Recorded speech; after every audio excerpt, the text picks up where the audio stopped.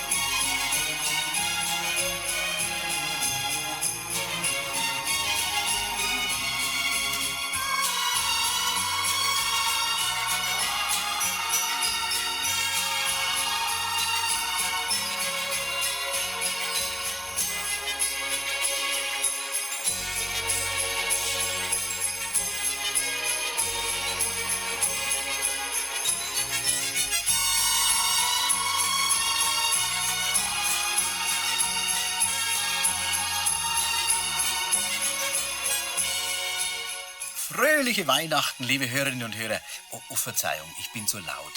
Es ist ja noch ganz früh und Sie liegen vielleicht noch im Bett. Bleiben Sie liegen und genießen Sie diesen und den morgigen Tag. Es ist ja dieses Mal mehr ein sogenanntes Arbeitgeberweihnachten und da muss man einfach jede Stunde zum Ausruhen nützen. Denn bis man sich umschaut, ist Weihnachten schon wieder vorbei. Der heilige Abend ist es auf jeden Fall. Manche Leute quittieren das ja mit einem Aufschnaufen. Gott sei Dank, dass der Rummel rum ist. Jetzt kommt man wenigstens wieder zum Luftholen. Es ist jedes Jahr das gleiche Theater. Wochenlang zuvor geht schon los. Überall klingelt's und bimmelt's, besonders in den Kaufhäusern. Früher ist mit dem Pelzmärtel und dem Nikolaus erstmal zaghaft ein bisschen angeklopft worden. Und dann ist es schön stad und langsam Weihnachten geworden. Jetzt nicht mehr. Advent oder Adventus bedeutet eigentlich Ankunft. Die Ankunft des Herrn, des Erlösers.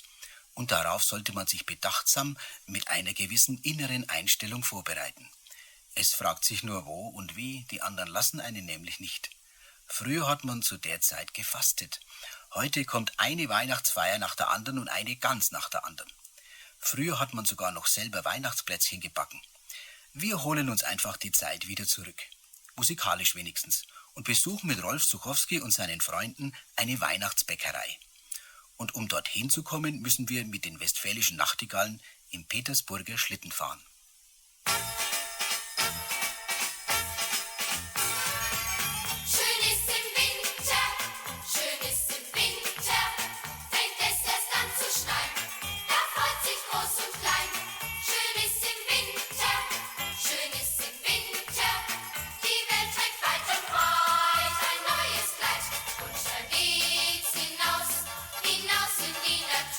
Glitzernd liegt der Schnee auf weitem Flur. Und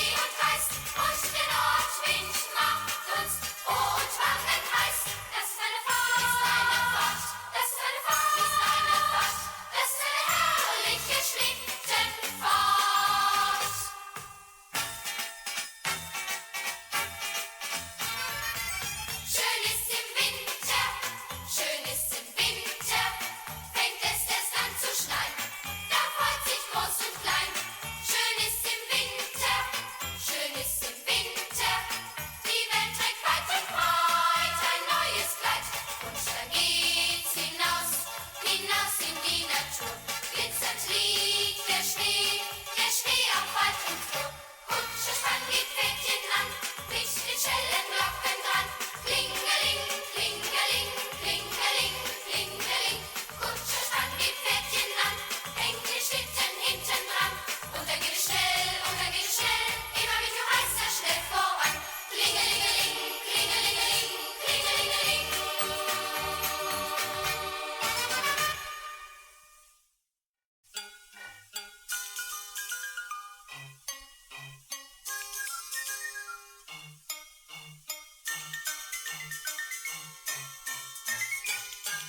In der Weihnachtsbäckerei gibt es manche Leckerei. Zwischen Mehl und Milch macht so mancher Knilch eine riesengroße Kleckerei. In der Weihnachtsbäckerei, in der Weihnachtsbäckerei. Wo ist das Rezept geblieben von den Plätzchen, die wir lieben? Wer hat das Rezept verschleppt? Ich nicht, du vielleicht? Ich auch nicht. Na, dann müssen wir es packen, einfach frei nach Schnauze backen. Schmeiß den Ofen an Oh ja! und ran. In der Weihnachtsbäckerei Gibt es manche Leckerei. zwischen Mehl und Milch macht so mancher Knilch eine riesengroße Kleckerei. In der Weihnachtsbäckerei, in der Weihnachtsbäckerei.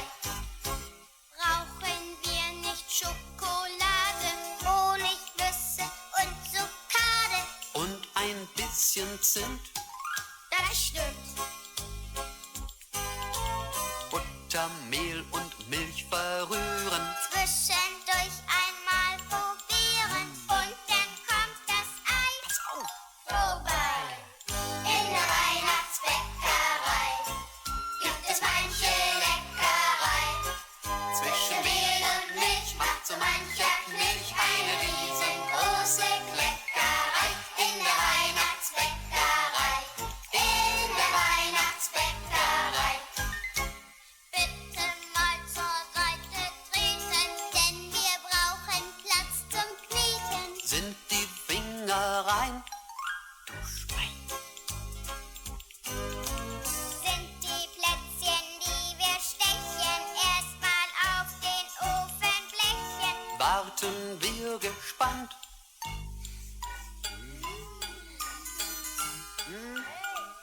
Verbrannt. In der Weihnachtsbäckerei gibt es manche Leckerei. Zwischen Mehl und Milch macht so mancher Knilch eine riesengroße Kleckerei. In der Weihnachtsbäckerei, in der Weihnachtsbäckerei. 45 Mark hat der Christbaum gekostet. Original Nordmann-Tanne und wunderbar schaut er aus. Mit einem drehbaren Christbaumständer. Kunsthandwerkliches aus Stroh hängt dran und selbstverständlich eine elektronische, computergesteuerte Christbaumbeleuchtung hat er. Aber kein Mensch hockt sich davor und schaut ihn an. Weil schon wieder alle in den blöden Fernseher neiglotzen. Naja, es kommt ja auch ein schöner Film nach dem anderen. Und in der Zeit, wo nichts läuft, da läuft der Videorekorder. Das heißt, gestern am Heiligen Abend waren schon alle vor dem Christbaum versammelt und haben andächtig geschaut, wie der Bing Crosby auf dem neuen Discplayer gesungen hat, I'm Dreaming of a White Christmas. Da war's richtig feierlich. Aber bloß so lang, bis sie alle ihre Päckchen aufgemacht haben. Der Vater hat in der Küche die Bowle zusammengemixt und hat den Sohn gefragt, na, bist du zufrieden mit deinen Geschenken? Sagt er, ja, alles, Roger, bloß die Oma erzählt schon wieder Märchen. Die will mir weismachen, dass ihr früher tatsächlich selber gesungen habt. Entschuldigung, ich wollte nicht böse werden, aber gebt uns das Weihnachten unserer Kinderzeit wieder zurück, mit dem ganzen Zauber, der dazugehört, und mit den Liedern und den schönen Melodien. Wie schön, dass wir hier im BR ein großes Archiv haben und dass Eberhard von Berswordt genau die Musik ausgesucht hat, die wir mögen. Ich bin ja schon lange wach. Nicht, weil ich heute früh ins Funkhaus gemusst habe, sondern weil ich schon mitten in der Nacht aufgewacht bin. Um 11:30. Und daran war der Hase schuld, den es gestern Abend gegeben hat. Der ist in meinem Bauch weiterkupft. Dass ich dann um 12:45 wieder wach geworden bin, das lag wahrscheinlich am Blaukraut und an den 3 Klößen. Den Gang zum Sodbrandlöschteich um 1:30 haben dann die 5 Verdauungsschnäpsler und die Mandarinenbowle ausgelöst. Aber wie mir dann um 2:30 wegen dem Butterzeug zum 4. Mal die Augen aufgefallen sind, bin ich endgültig aufgestanden. Ich bin ins Wohnzimmer getappt, hab die Christbaumbeleuchtung eingeschaltet und hab mich vor die Edeltanne gehockt. Einen schönen Baum haben wir. Mit einer silbernen Spitze, mit Strohsternler, Zuckerstückler und mit vielen bunten Holzfiguren. Da hängen kleine Engelchen auf Ski, ein Reiter auf einem Schaukelpferd, eine Hexe auf einem Besen, ein Bub auf einem Schlitten, ein Schlotfeger, eine Lokomotive, ein Zwerg, eine Kuckucksuhr, 3 Soldaten und noch mehr lauter so Zeug. Ich hab alles ganz genau angeschaut und mir gedacht, schön.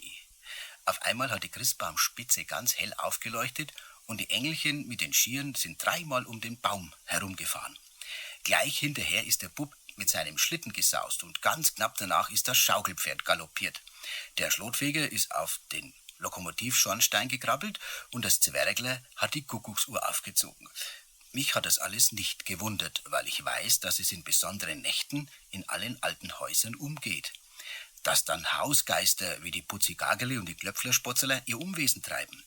Da darf man dann nicht erschrecken, wenn plötzlich ein Glas zerbricht oder ein Schlüssel verschwindet oder ein Schuhbändel ganz arg verknotet ist. Wie ich dem lustigen Treiben in meinem Christbaum zugeschaut habe, ist auf einmal die Hexe auf ihrem Besen zu mir hergeritten und hat gekichert. Zwick, zwick, zwack, 3 Klöß gepackt, der Bauch tut weh, hehehehe. Und dann haben sich alle Figuren immer schneller bewegt, sodass mir vom Zuschauen ganz schwindlig geworden ist. Und die 3 Soldaten sind im Gleichschritt auf mich zumarschiert. Plötzlich hat einer kommandiert, halt, legt an das Gewehr, gebt Feuer. Und dann hat es Bumm gemacht und ich bin mit dem Kopf auf die Tischplatte geknallt. Naja, und dann war es Zeit, um ins Funkhaus zu fahren.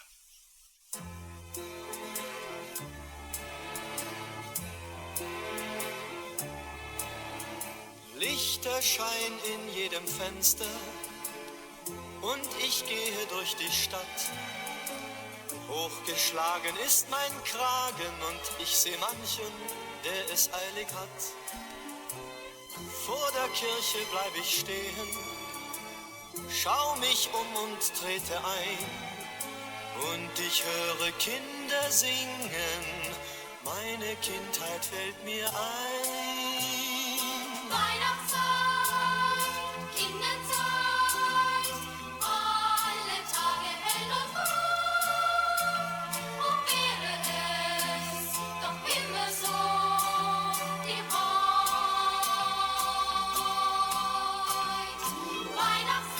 Weihnachtszeit, Kinderzeit und es brennt das Licht der Liebe, wenn man seinen Namen nennt, wie heut.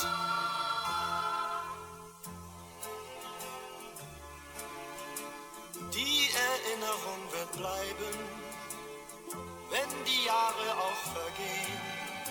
Und wir denken still an morgen, wenn wir in die Kerzen sehen. All die Kinder dieser Erde, ob sie groß sind oder klein, lasse sie in Liebe leben, dann wird immer Frieden sein. Weihnachtszeit, Kinderzeit, alle Tage hell und bunt.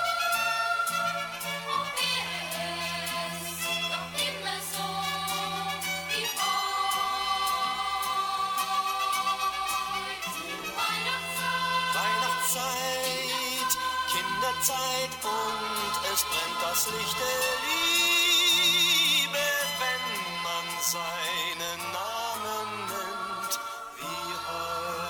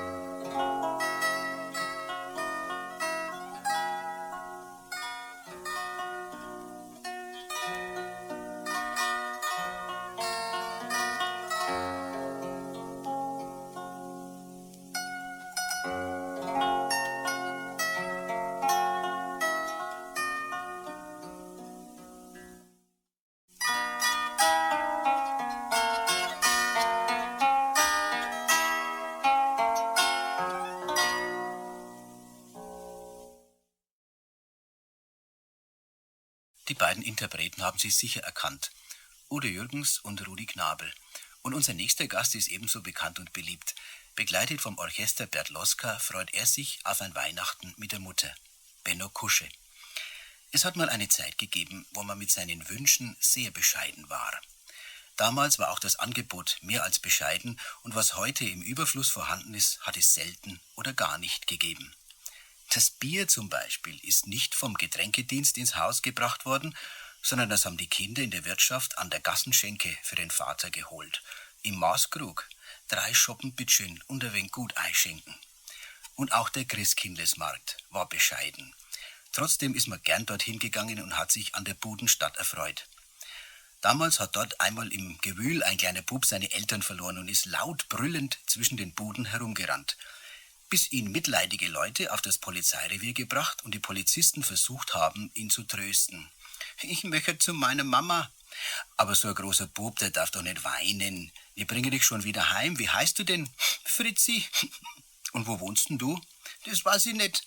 Die Polizisten haben ihn ratlos angeschaut, bis ihn einer gefragt hat, so, und wo holst denn du das Bier für dein Papa? Im Roten Ross. Da haben die Polizisten gelacht und so ist er wieder heimgekommen. Und drum soll man nix aufs Bier kommen lassen.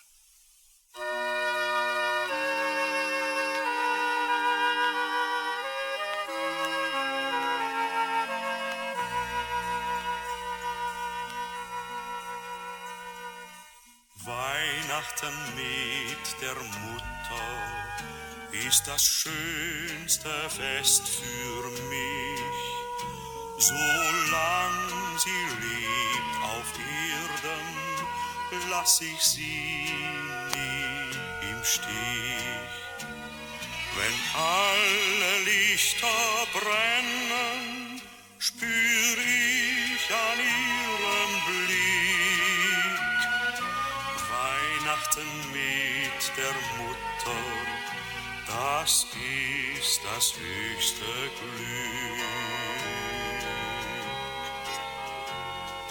Weihnachten mit der Mutter, als ich noch ein Junge war.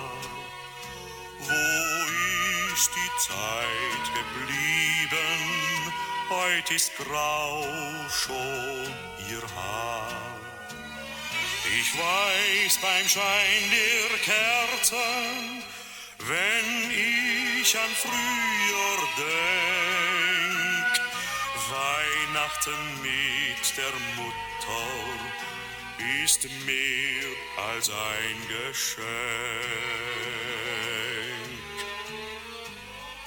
Weihnachten mit der Mutter und die Herzen sind sich nah. Es ist das Fest der Liebe für alle Menschen da.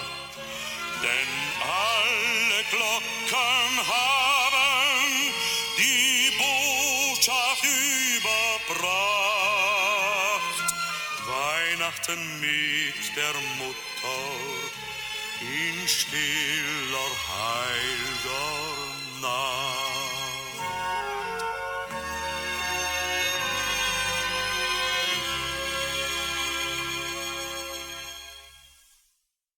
Friedlich schläft der Winterwald. Raureif glitzert auf den Fichten. Märchen werden zur Gestalt und es leben Spukgeschichten. Rupprecht steigt herab ins Tal. Unter tief verschneiten Tennchen stapft der alte Rübezahl. Trippeln kleine Wichtelmännchen. Brombeerstrauch und Seidelbast schlummern an der Haselhecke. Eichkatz träumt auf einem Ast unter weißer Daunendecke. Buchen ragen stark und alt aus dem Schnee wie Patriarchen. Friedlich schläft der Winterwald und man hört die Bäume schnarchen.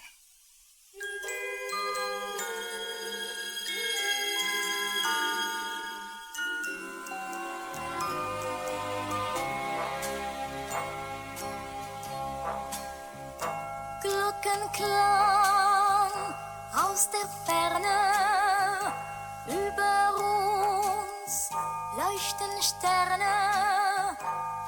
Kein Mensch weit und breit, nur wir sind zu zweit. wandern durch den weißen Winterwald. Schnee und Eis hört man knistern, weil wir leis nur noch flüstern. Wir fühlen uns ganz wie Gretel und Hans, wandern durch den weißen Winterwald. Leise, leise fallen weiße Flocken und ein Reh tritt aus dem Wald heraus. Braune Augen blicken ganz erschrocken.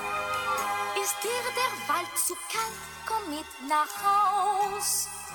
Am Kamin ist ein Plätzchen, das gehört unserem Kätzchen. Es teilt es mit dir, dann wandern wir viel, morgen durch den weißen Winterwald. Leise, leise fallen weiße Flocken und ein Reh tritt aus dem Wald heraus. Braune Augen blicken ganz erschrocken. Ist dir der Wald zu kalt, komm mit nach Haus. Am Kamin ist ein Plätzchen, das gehört unserem Kätzchen. Es teilt es mit dir, dann wandern wir vier, morgen durch den weißen Winterwald. Es teilt es mit dir, dann wandern wir vier, morgen durch den weißen Winterwald.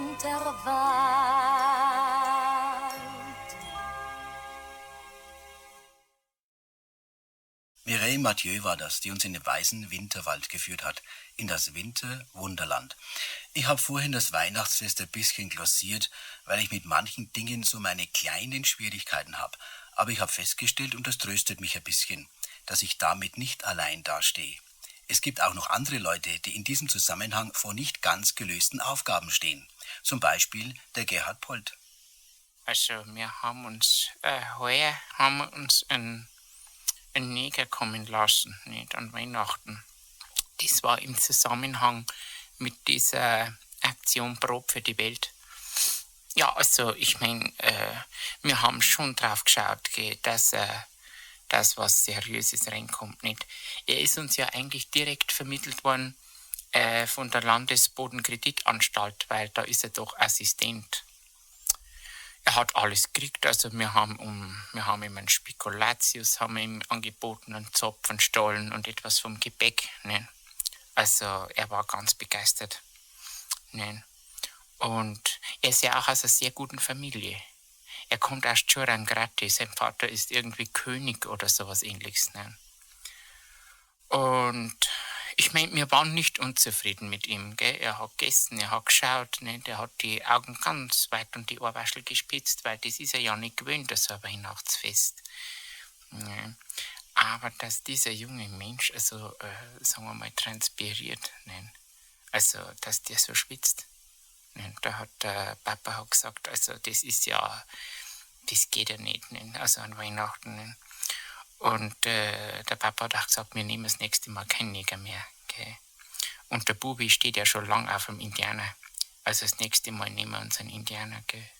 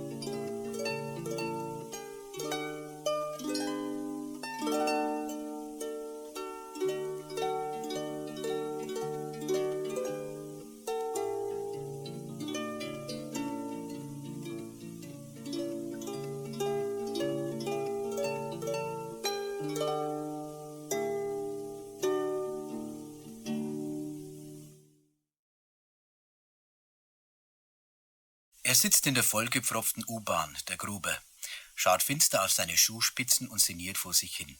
Blöd bin ich. Warum hock ich jetzt da herin und fahr in die Stadt rein? Oder so ein Gwerches. Seit 2 Jahren bin ich jetzt Rentner. Die Kinder sind aus dem Haus. Und jetzt hätten wir's uns einmal ein bisschen schön machen können. Meine Ella und ich. Und dann passiert sowas. Und kein Doktor hat ihm mir helfen können. Na, das ist nicht recht, das. Aber was tue ich eigentlich in der Stadt? Aber daheim fällt mir die Decken auf den Kopf. An der Lorenzkirche steigt er aus und lässt sich fast willenlos von der Menschenmenge mittreiben, Richtung Christkindlesmarkt. Beinahe stolpert er über einen kleinen Buben, der seine Mutter zum Drehorgelspielen in Nikolaus zerrt. »Mami, schau, Nikolaus, Musik, Peterle, Nikolaus schauen!« Die Mutti bleibt mit ihrem Peterle beim Orgelklaus stehen und der Bub lacht über beide Backen. »Nikolaus, Musik, Peterle auch Musik!« Der Gruber ist inzwischen auf der Pegnitzbrücke und schaut in das schwarze Wasser hinunter, in dem sich Enten und Möwen unter misstönendem Gequak und Gekreisch um die Brocken streiten, die von den Passanten in den Fluss geworfen werden. Überall streiten's und raffen's, wo's hinschaust. Er läuft durch den Christkindlesmarkt, vorbei an 1000 ausgestellten Weihnachtssachen, vorbei an der Krippe, vorbei an den Posaunenbläsern vor der Kirche. Er läuft mitten durch den Bratwurst- und Glühweinduft und sieht und riecht überhaupt nichts. Im Gegenteil. Je länger er sich dort aufhält, umso mürrischer wird er und umso finsterer schaut er. Schließlich murmelt er wütend, »Jetzt langt's«, und zwängt sich wieder zurück zum U-Bahnhof. Er steigt ein, findet einen Fensterplatz und schaut hinaus, aber da schaut er nur in sein eigenes, grantiges Gesicht. Er nickt sich selbst zu und flüstert, »Am liebsten möchte ich nimmer.« Da fasst ihn plötzlich eine kleine Hand am Knie und eine helle Bubenstimme kräht, »Schau, Peterle, Musik!« Vor ihm steht der kleine Peterle und hält ihm mit strahlenden Augen eine Blechtrompete entgegen. Dabei jauchzt er, »Schau, Peterle, Musik!« Der Gruber blickt den Buben an und dann stiehlt sich ganz langsam und sacht ein Lächeln in seine Mundwinkel. Er streichelt dem kleinen Kerl mit seiner großen Hand ganz sanft über den blonden Schopf und sagt, »A schöne Musik hast, Peterle, a schöne Musik.« Und dann ist er nicht mehr ganz so traurig wie vorher.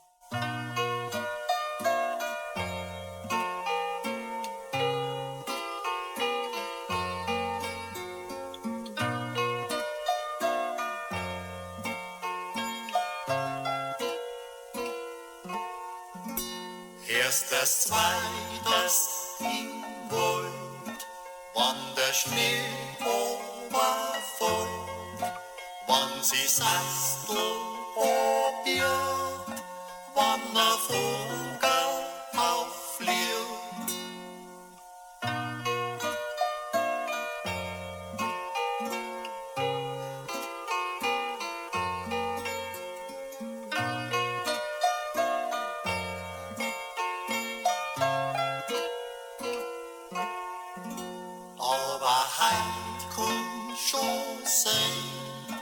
Es war nun mal so fein, es war nun mal so stark, dass sie gar nix rühren darf.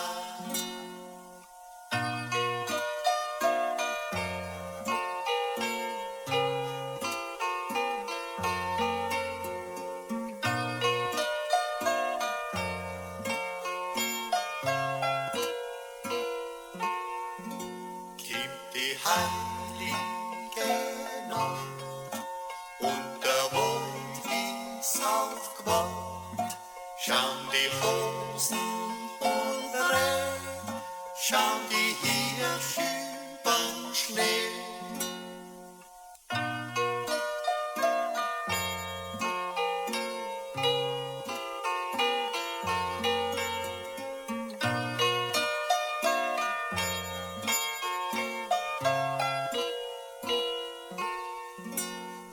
Sie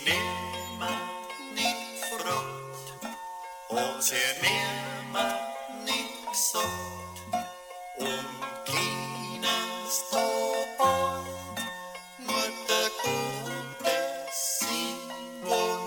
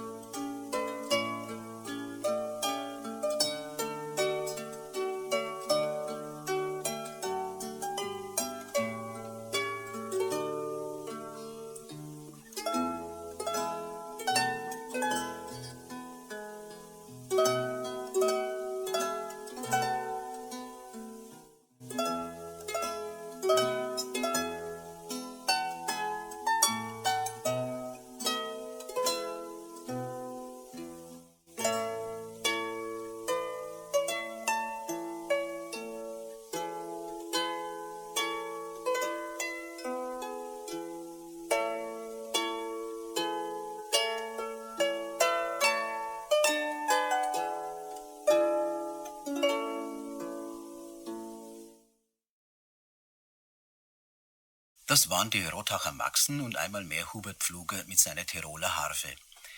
Liebe Hörer, eine Frage. Wann haben Sie zum letzten Mal einen Brief an das Christkind geschrieben? Eine ziemlich dumme Frage. Ich hab's gemacht. Liebes Christkind, habe ich geschrieben, ich weiß nicht, ob es dich überhaupt gibt, aber für den Fall, dass es dich gibt, schreibe ich dir vorsichtshalber mal diesen Brief, denn man kann ja nicht wissen, ne? Ob ich an dich glaub. Das heißt, ich denke die wenigste Zeit drüber nach, weil ich einfach zu bequem bin. Aber jetzt, wo alle Welt Weihnachten feiert, wird man einfach gezwungen, wieder drüber nachzudenken. Wenigstens ab und zu. So wie heute zum Beispiel, wo ich alleine bin und mich niemand stört. Wo ich draußen, wenn ich zum Fenster hinausschaue, ganz leise und sanft Schneeflocken vom Himmel herunterfallen sehe. Wo in der Dämmerung auf dem Tannenbaum im Vorgarten die Lichter glitzern. Heute schreibe ich mal einen Wunschzettel.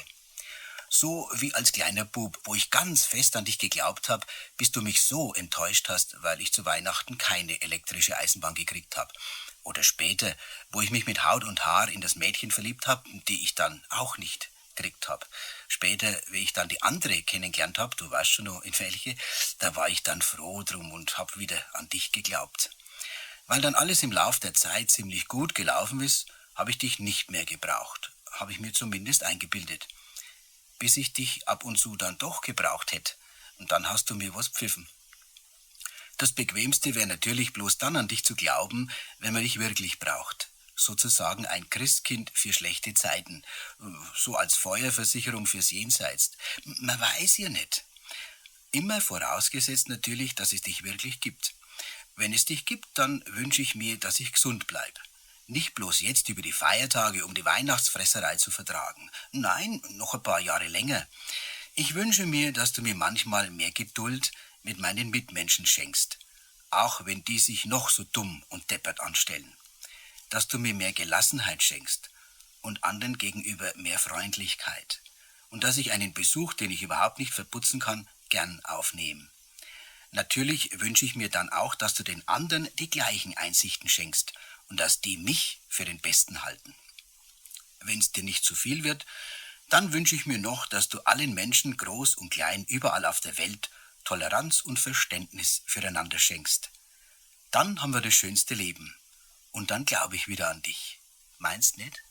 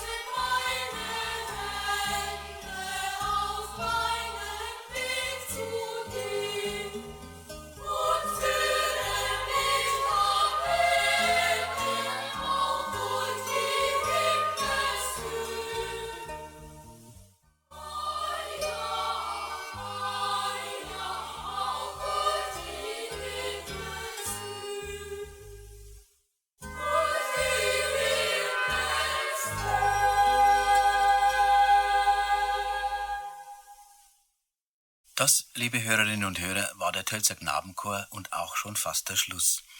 Ich sage Dankeschön Eberhard von Berswort für die Musikzusammenstellung und Ihnen für Ihre Aufmerksamkeit. Wünsche Ihnen noch einen schönen ersten Weihnachtsfeiertag und würde mich sehr freuen, wenn ich Sie auch morgen wieder zur gleichen Zeit hier begrüßen dürfte.